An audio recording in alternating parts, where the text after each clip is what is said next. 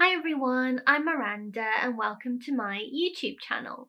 So today I'm talking about cookbooks, in particular cookbooks that I think are perfect for beginner cooks. I've got a few in my pile, so let's get started. My first one that I'm recommending is the Barefoot Contessa's How Easy Is That? I adore Ina Garten, or the Barefoot Contessa as she's otherwise known. Her recipes are always delicious, they're easy to follow, and they turn out really well. I'm highlighting this cookbook, How Easy Is That? Because I think there are some really easy recipes in here. It's a great mix of all sorts of recipes that you might want for simple lunches to sort of fancier dinner parties, but not too fancy. And there are some great baking recipes in here too. I actually used this cookbook a few years ago now when I was a bridesmaid and I was involved in hosting an afternoon tea party for the bride-to-be and the bridesmaids, and they came over to my flat and I created a whole afternoon tea that was sort of colour coordinated. It was white and red, or sort of white and pinky colour theme. So I did a sort of fruit pavlova with raspberries, and then I also made some red velvet cupcakes for the occasion, and that recipe is in here. They turned out so well. It was the first time I think I'd ever made red velvet cupcakes, and they just looked perfect. So I was so happy with that. There's another recipe in here for white chocolate bark that I've made too as little gifts for friends around Christmas time. I make this bark and I put it into little bags and tie them up with ribbon and give them to friends. But there's some great savoury dishes in here too. So if you're a beginner cook, or even if you're not and you like your recipes simple, as frankly I do, this is a really fabulous cookbook. Okay, next from another grand dame of cooking, Mary Berry's Foolproof Cooking. I think mentioned before on here that I love Mary Berry's recipes. I first really got to know her through the Great British Bake Off when she was on that, and yes, she just is like your sort of kind grandmother who's also a culinary genius, and I always rely on Mary when I want a recipe that I know will turn out well and that's fairly easy to follow. I actually made one from here quite recently, hence why it's bookmarked. Yes, I've made this one a few times, the chicken, red wine and garlic casserole.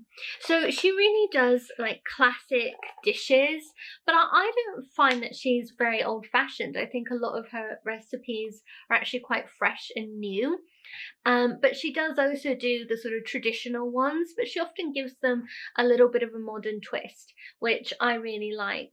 So yes, this book really is for foolproof cooking, which is great. Next, I wanted to tell you about The Quick Roasting Tin by Rukmini Iyer. There are other books in this series. There's just the roasting tin and then the green roasting tin, and I think this is the newest one, the quick roasting tin. I interviewed Rukmini on my podcast Tea and Tattle a few years ago when her first cookbook came out, so it's been really great to see that she's done so well with this idea. I think it is a great idea. All her recipes are ones that you can pretty much just do in a roasting tin, which is brilliant, especially if you're a beginner cook and you're unlikely to have a lot of pots and pans and bakeware and, culinary gadgets. You really only need a roasting tin for a lot of her recipes, which is really great. And I've highlighted the quick one because they're sort of extra quick recipes, which is really nice. But in general, all of her books are quite easy to do. All of the recipes in all of her books are easy to do, and they're the sort that you can kind of bung in the oven and forget about a lot, which is nice. I don't think this one has them in it, but in her other books like the roasting tin, she also has some handy diagrams that kind of show you how to put together your own roasting tin recipe. So for instance, she'll give you a selection of grains, a selection of vegetables, a selection of proteins, for instance, and you can learn how to like mix and match those into your own dishes. So yeah, I think that these are a really great series for beginner cooks too. This one is one of my very favourite cookbooks. I use it loads. It's Jamie Oliver's 5 Ingredients. I really like this cookbook. For one thing, I really do enjoy cookbooks that have short ingredients lists. So these recipes only call for 5 main ingredients, which is fantastic because I actually hate grocery shopping, so it's nice to have short ingredients for recipes.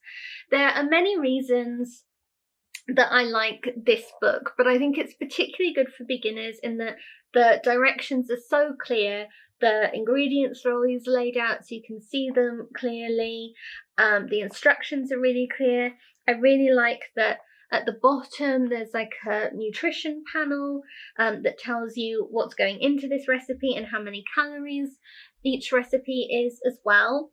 So that's really handy if you're on a diet or you just want to be aware of what your calorie intake is, for instance, and also the nutrition that's going into each of the meals.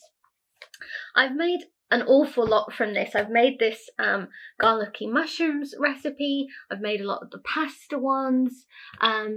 Yeah, there are lots that I've made from here, and they've all turned out well, and they're all pretty easy as well, which is great. You know, some of Jamie's cookbooks, like his 15-minute cookbook, it took me way longer than 15 minutes to do those recipes, but I think these are genuinely quite simple ones. So for beginner cooks, this is great.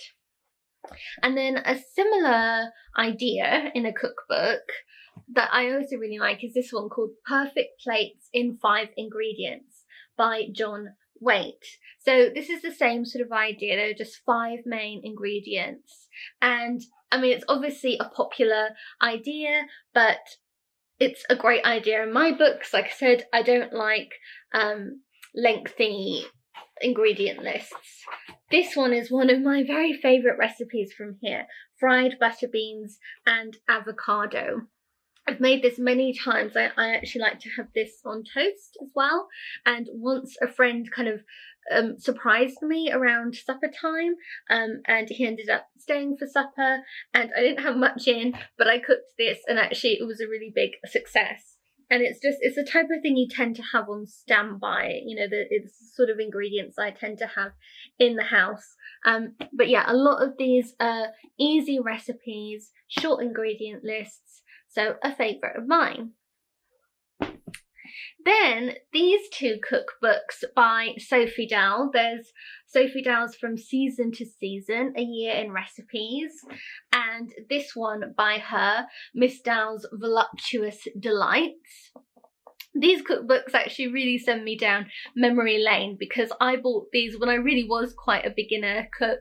I had this teeny tiny studio flat in Hampstead with the smallest little corner of a kitchen you can imagine. It really would only fit one person at a time in it.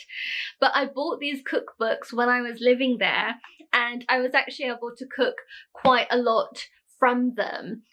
Sophie Dahl had a TV series that came out around that time. This was probably, I don't know, 2009, 2010, something like that. And I loved her TV series that sort of featured a lot of the recipes, but she also talked about like books she liked and places in London that she went to. So I really liked this cooking show, though it sadly ended quite soon. But I bought the cookbooks and I cooked a lot from them at that point. I'd have like friends over for lunch or little dinner parties in my tiny flat. And yes, I made a lot of her sort of pasta recipes, and she does a lot of like stovetop recipes with these. But I also made, I remember, a little like strawberry pudding recipe or something that it was served in teacups, and that was like really cute. I did that for a lunch party once. So I used these when I was a real beginner cook and I really enjoyed them, so I'm recommending them to you now. Then another of my all-time favourite cookbooks, I think I recommend this one all the time, but it is actually because I think it must be the cookbook I use the most now, and it's Nigella by Nigella Lawson. I love Nigella Lawson's cookbooks in general, but there's something about this one that makes me use it time and time and time again. There are so many classic recipes in here. Her gluten-free chocolate olive oil cake is in this one. That's a recipe I make over and over again. I love it. My dad had this cookbook when I went to New York in the summer, and I was so pleased he had it because I just used it over and over again when I was like cooking for him and cooking for friends of his and so on. I made that cake while I was there and they loved it. Her Italian sausage and bean recipe is really good. I've made her crab risotto from here. What else do I love? I love her little Parmesan shortbread biscuits. Those are in here. I make those at Christmas an awful lot. I think I've made her espresso pavlova that's in here. And I've made so many of the pasta recipes, a chicken recipe I'm sure I've made that's in here.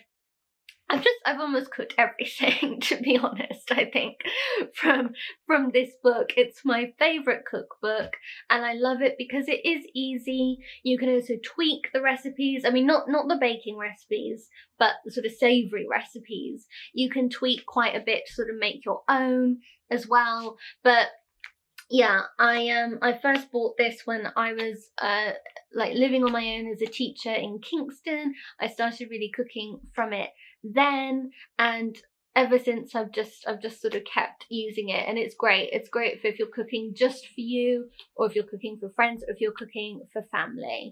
So yeah, this is my most used cookbook, and it's also great for beginners because, I mean, I'm not a beginner cook, but I'm not one who's trying to be a professional cook or that fancy a cook in any way. I just like, well, good home cooking really, but you know, that's not generally really fancy food. It's just quite tasty, simple dishes. So Nigella definitely gives me those. And then finally, I'm recommending one baking book, which is Delia's Cakes.